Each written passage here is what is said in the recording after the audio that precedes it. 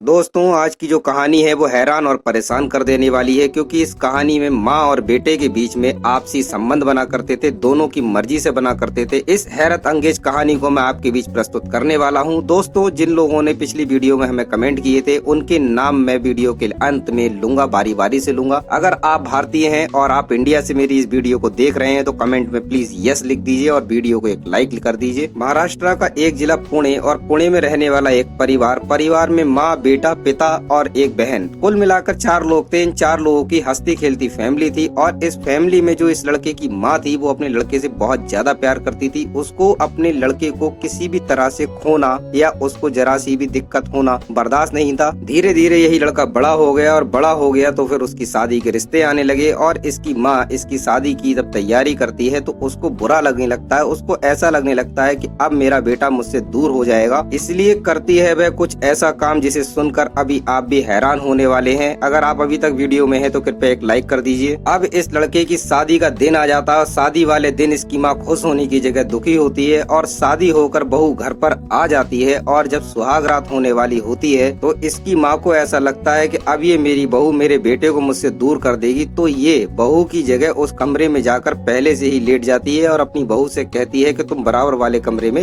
Late जाओ। काफी देर बाद जब लड़का आता है तो ये लाइट बंद रहने देती है और बोलती कुछ नहीं है और अपने बेटे को पकड़कर वहीं बिस्तर पर गिरा लेती है और उसके साथ संबंध स्थापित कर लेती है और उसके बाद लाइट खोलकर उससे कहती है कि बेटा, मैं तुझे किसी भी तरह से किसी भी रूप में खोना नहीं चाहती और जो तेरी पत्नी है तू उसे आज के आज ही तलाक दे दे, तू मेरा है, मेरे साथ ही रहेगा। इस तरह की बातें ये अपने बेटे से कर रही थी। इस चीज को देखकर बेटा भी बहुत हैरान था। उसको भी ऐसा लग रहा था कि मेरी सगी माँ मेरे साथ में इस तरह का कार्य करवा चुकी है और अब यह कह रही है कि जिससे शादी हुई है उस औरत को छोड़ दूं। इस बात से लड़के को भी काफी धक्का लगा था। उसके मन में यह अफसोस था कि बताओ, अपनी माँ के साथ ही मैंने संबंध स्थापित कर लिए हैं, लेकिन अब जो हो गया था वो हो गया था। लड़का अपनी माँ की इस बात पर राजी नहीं होता है तो उसकी माँ अपने मन में यह प्लान कर लेती है कि अब चाहे कुछ भी हो जाए मुझे अपने इस लड़के को अपने अंडर में ही रखना है, मुझे किसी भी तरह से इसे अपनी बहू के पास नहीं रहने देना है। उधर उसकी बहू पूरी रात ऐसे ही गुजर जाती है, लेकिन वो नई बहू थी तो इसलिए वह कहती कुछ नहीं है। धीरे धीरे वह भी इस चीज को समझ जाती है कि मेरी जो सास है वो काफी अलग टाइप की है, अलग प्रवृत्ति की है और वो मेरे पति से काफी नजदीकियां रखती है और मुझे उसके साथ में ना तो संबंध बनाने देती है और ना ही सोने देती है। फिर वह एक दिन अपनी सास से बात करती है कि सासू माँ, आप इस प्रकार का कृत्य क्यों कर रही हैं, मेरे साथ इस तरह का हरकतें क्यों कर रही है, मेरी उनसे शादी हुई है और आप उनसे मुझे मिलने भी नहीं देती हैं, मुझसे पहले आप उनके कमरे में जाकर बैठ जाती है, आप ऐसा क्या करती हैं, आप दोनों माँ बेटे के बीच में क्या चल रहा है। तभी उसकी सास कहने लगती है कि तू हम दोनों पर शक कर रही है, हम दोनों माँ बेटे हैं, बस तू मेरे बेटे से दूर रहा कर और तू यहाँ पे रह, खा पी, कुछ भी कर, मुझे कोई दिक्कत नहीं है, आराम से मौज कर, खाना भी मैं तुझे बना के दूंगी, लेकिन मेरे बेटे से दूर रहे। तो बहू भी कहने लगती है कि सासू माँ, मैं शादी करके आई हूँ, कोई भाग कर नहीं आई हूँ जो कि आपके बेटे से दूर रहूं, मेरे तो जीवन ही उनके साथ है, मैं उन्हीं के साथ ही जीऊंगी और उन्हीं के साथ ही मरूंगी। अब ये बात इसकी सास समझ चुकी थी कि कुछ भी हो जाए ये मेरी बहू मानेगी नहीं, तो वह एक ऐसा कांड करती है कि जिसको सुनकर अब आप और भी हैरान रहने वाले हैं। फिर ये भाड़े के कुछ गुंडों को हायर करती है और इन गुंडों को 5 लाख रुपए देती है इस काम के और कहती है कि मार्केट में मैं एक औरत को लेकर आऊंगी, तुम्हें उसके साथ में यह कार्य करना है, पहले उसको किडनैप करना है और उसको जंगलों में ले जाकर मार देना है और उसकी लाश को कहीं ठिकाने लगा देना है और इस पूरे घटनाक्रम को करने के 5 लाख रुपए मैं दे रही हूँ, लेकिन मेरा नाम नहीं आना चाहिए, तुम लोग किसी भी तरह से अपना मुंह नहीं खोलोगे। वो भाड़े के गुंडे 5 लाख रुपए लेकर उसके कहे मुताबिक उस जगह पर पहुंच जाते हैं और पहुंचने के बाद में ये बहू और सास मार्केट में आ चुकी थी। तभी ये गुंडे आते हैं और उसकी बहू को किडनैप करते हैं और किडनैप करके ले जाते हैं। किडनैप करके ले जाने के बाद वो जंगलों में ले जाकर पहले उसकी बहू के साथ में बलात्कार करते हैं और उसके बाद में उसको मारकर उसकी लाश को वहीं दफना देते हैं। लेकिन ये किस्सा मार्केट के बीच का था तो लोगों ने इस किस्से को देख लिया था, लोगों को पता चल चुका था कि एक लड़की का यहाँ से किडनैप हुआ है, तो पुलिस ने आकर छानबीन करनी शुरू की और छानबीन करने पर पता लगा कि ये महिला इस घर की है और यहाँ पर रहने वाली महिला के साथ में आई थी और इसका अपहरण हो चुका है।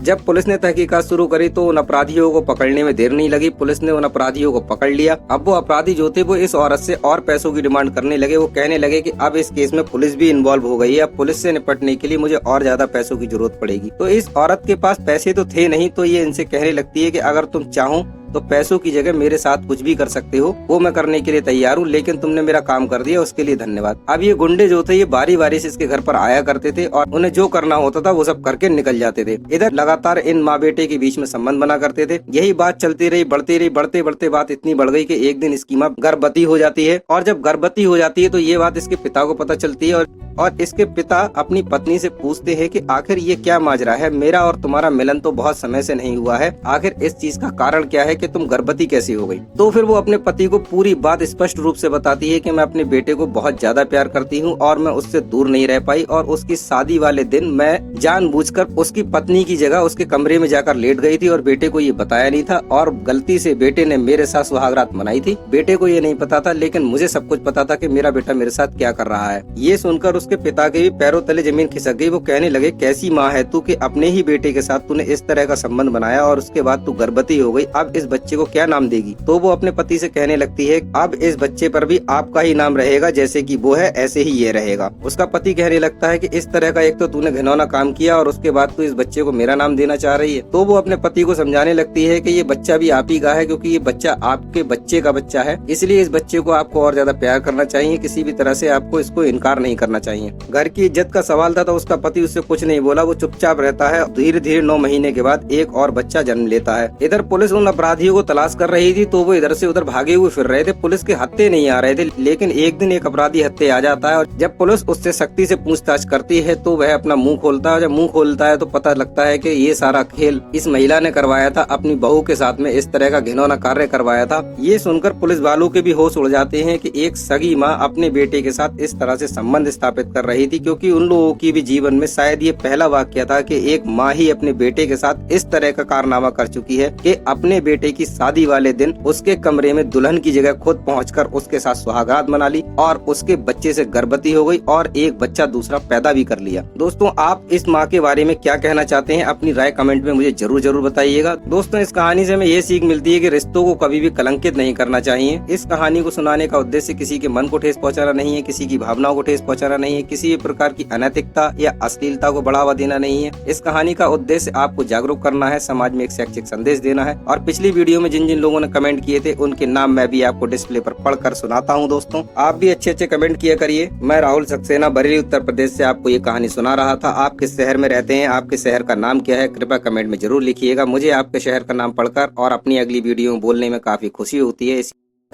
पिछली वीडियो में हमने पूछा था कि दुनिया की सबसे भरोसेमंद इंसान कौन होता है, तो मुकेश जी ने जवाब दिया है माँ दुनिया की सबसे खूबसूरत और भरोसेमंद इंसान होती है। मुकेश जी आपका कमेंट करने का बहुत बहुत धन्यवाद। इसी तरह से कमेंट करा करिए, आपके कमेंट हमें काफ़ी अच्छे लगते हैं और इस तरह के कमेंट पढ़कर हमें काफ़ी अच्छा लगता है। ये BS शुक्र जी हैं सीतापुर से, इन्होंने अपने ज़िले का नाम लिखा है। बहुत बहुत धन्यवाद शुक्र जी, आपका बहुत बहुत धन्यवाद शुक्र जी। हम आपसे यही उम्मीद करते हैं, यही कामना करते हैं। ये ईश्वर अरोड़ा जी हैं, इन्होंने कमेंट किया है। इन्होंने हमें एक राय भी दी है। हमने राय पूछी थी कि वीडियो में आपको किसकी गलती लगी, कौन ज़्यादा गलत था, तो इन्होंने एक अच्छी सी राय आप सबके सामने लिखकर भेजी है। अरोड़ा जी आपका बहुत बहुत धन्यवाद कमेंट करने के लिए, बहुत बहुत आभार कि आप हमारे चैनल से जुड़े हुए हैं। कृपया चैनल से जुड़े रहिएगा और आप हमें ऐसे ही प्यार देते रहिएगा। ये कुकू टीवी हैं, इन्होंने हमसे कमेंट करके कहा है कि हम आपसे जुड़ गए हैं। बहुत बहुत धन्यवाद सर आपका, आप हमसे जुड़े हुए हैं, हम आपका दिल से आभार व्यक्त करते हैं।